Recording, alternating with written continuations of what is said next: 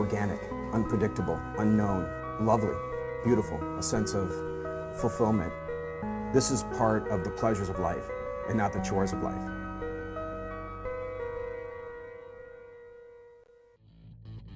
On this edition of Daily Iowan TV, out with the old and in with the new. Learn how Sycamore Mall is getting a new name. And find out what was left up in the air at the school board meeting. And in sports, Basketball Media Day. That's all coming up next. This is Daily Iowan TV. I'm Tom Brokaw. For more than 100 years now, the University of Iowa community has been waking up to the Daily Iowan. Today, it's the largest newsroom in eastern Iowa. And now you can see the news every night on Daily Iowan TV and get it anytime worldwide at dailyiowan.com.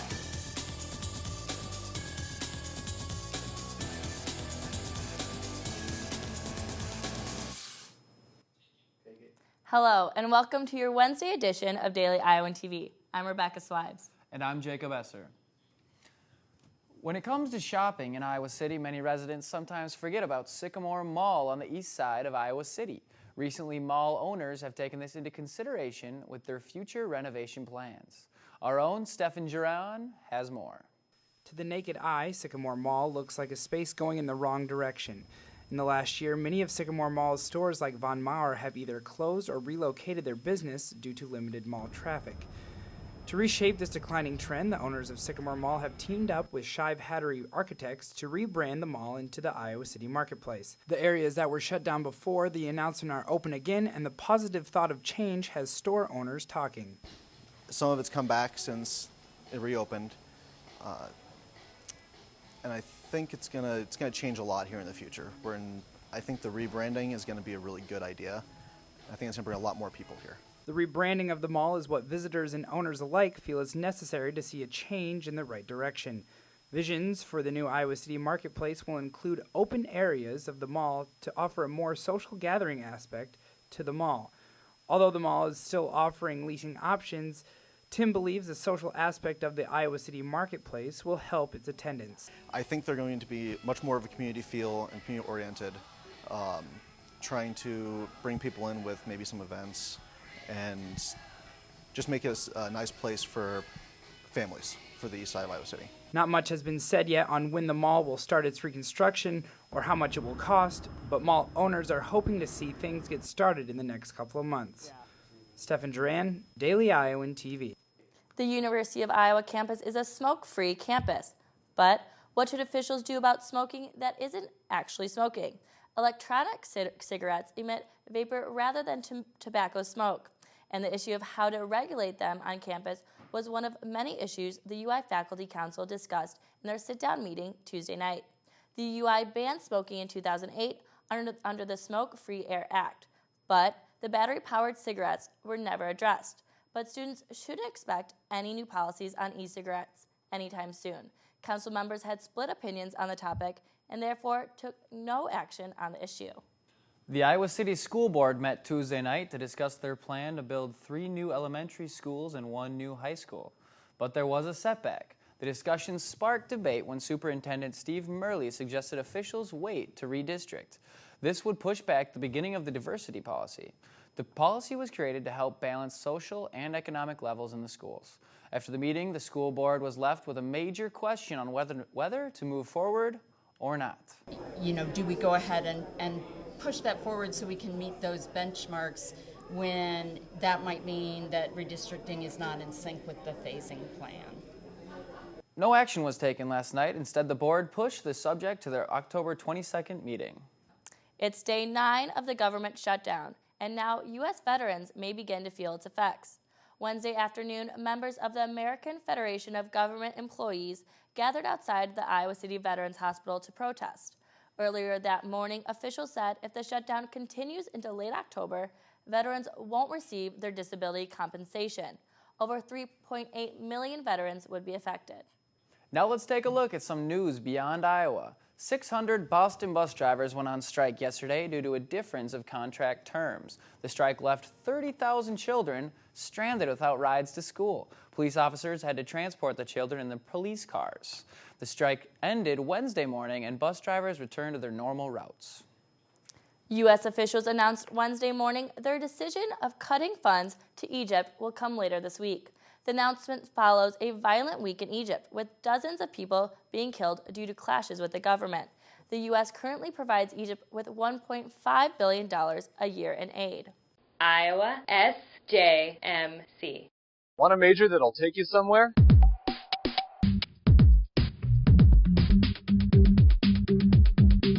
I joined and now I'm in Los Angeles, California, interning for Conan O'Brien at Warner Brothers Studios.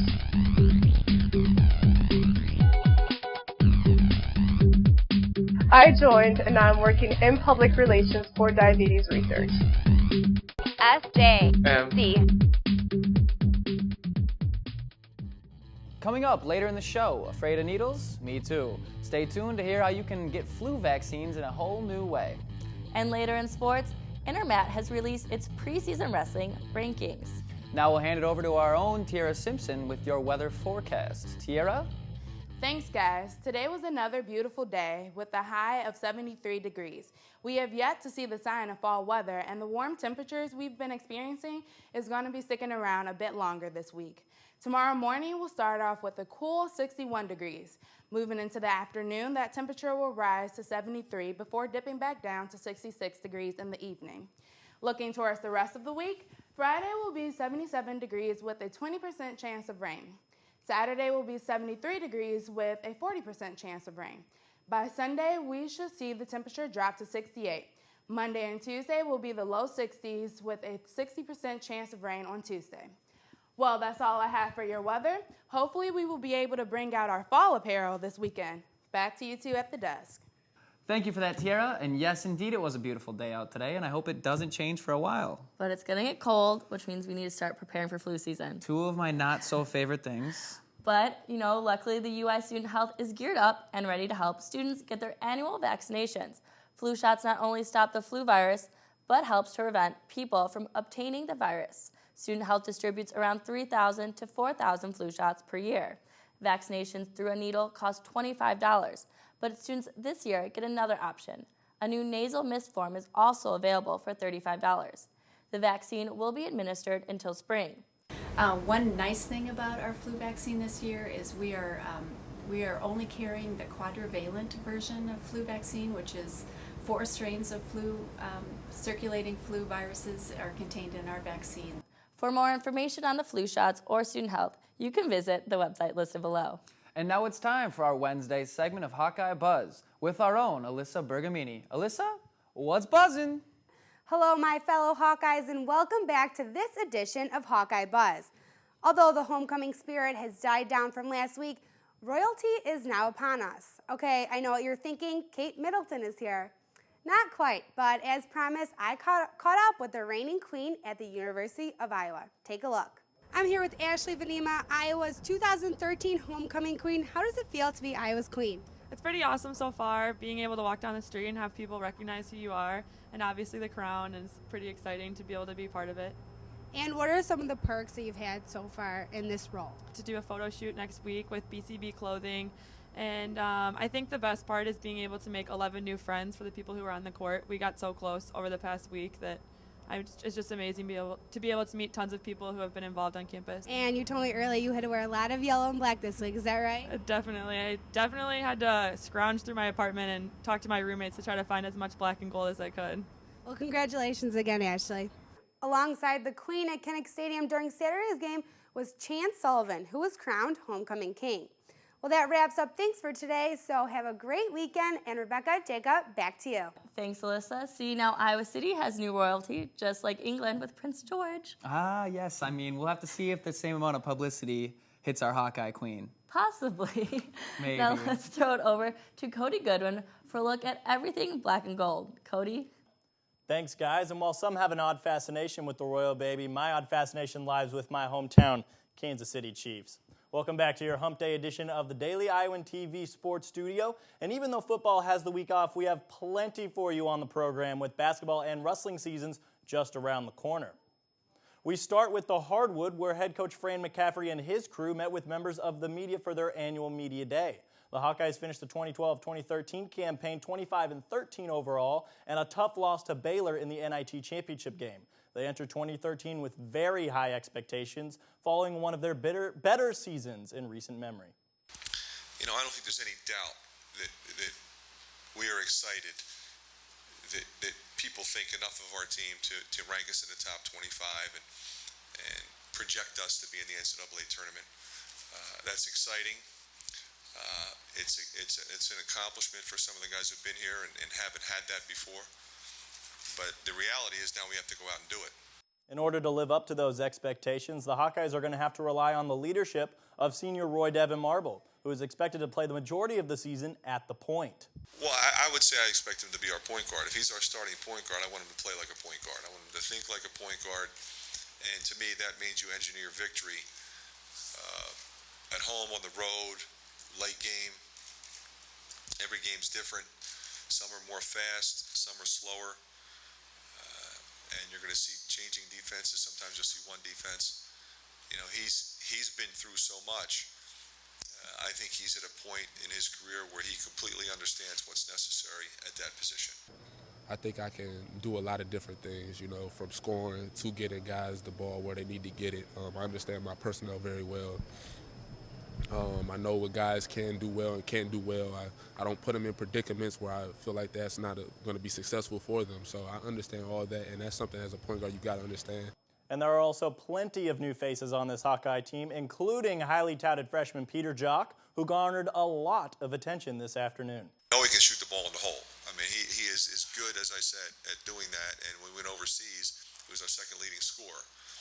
Now, the truth of the matter is, they didn't know who he was, and they weren't guarding him as a guy that they were paying attention to. That won't happen to him, you know, for his entire career here. So what we have to do is make sure he understands that not only are we going to go to him, and we're going to set him up, we're going to put him in a position where he can be successful for us. Just like the physicality here is like really strong. Everybody's strong, faster. So, you know, I had to adjust to that, and then as soon as I adjusted that, I just started playing more aggressively and get my game up. So, Coach McCaffrey also discussed his team's chemistry, which was certainly on display today at Carver. When players weren't interviewing with the media, they were signing autographs for kids, posing for pictures with fans and in front of green screens, shooting hoops, and even interviewing one another. Hi, this is Gabe Olasheni. I'm here for HawkeyeSports.com. I'm here on Media Day with young freshman Peter Jock. Peter Jock, can you just explain quickly how the impact Gabe Olasheni has made on you in terms of on the court and off the court since you got to the University of Iowa? Oh man, you know Gabe, he's my brother. He treats me like his little brother. He's my big brother. Off the court, you know, I'm always hanging out with him. I go to his house. When I first came here, my first day, he made me dinner. The Hawkeyes will open their season on November 8th at Carver Hawkeye Arena against UNC Wilmington. The Black and Gold Blowout will be held at 8 p.m. on October 25th. Finally, we turn our attention to the mat. Almost exactly 1 month ago, the sport that, according to Dan Gable, rose from the dead, is just over a month away from starting their 2013 campaign.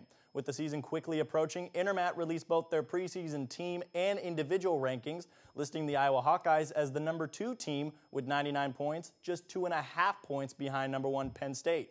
Individual Hawkeyes also received individual recognition in the individual rankings. Corey Clark is listed as the number 4 wrestler in the 125-pound weight class. Tony Ramos, who finished second at the NCAA's last season, enters the 2013 season as the number 1 ranked 133-pounder in the country. Derek St. John, who won his first national championship last year at 157 pounds as a junior, enters the season right where he left off as the number 1 ranked 157-pounder as a senior. Other Hawkeyes listed in the top 10 are Nick Moore, who was listed 8th at 165 pounds. Mike Evans is number 6 at 174, and Ethan Lofthouse is ranked 2nd at 184 pounds. And that's all we have for you guys tonight, but be sure to tune in tomorrow for more in the world of Hawkeye sports. Until then, Jacob and Rebecca, back to you guys at the desk. Daily Iowan TV is the only place to get a sneak peek into Thursday's pages of the Daily Iowan. China versus the U.S. Learn about freedom and restriction differences between the two countries. And check out why Iowa City is known as the City of Literature and an overview of the Weekend Book Festival. Well, that's your most current edition of Daily Iowan TV.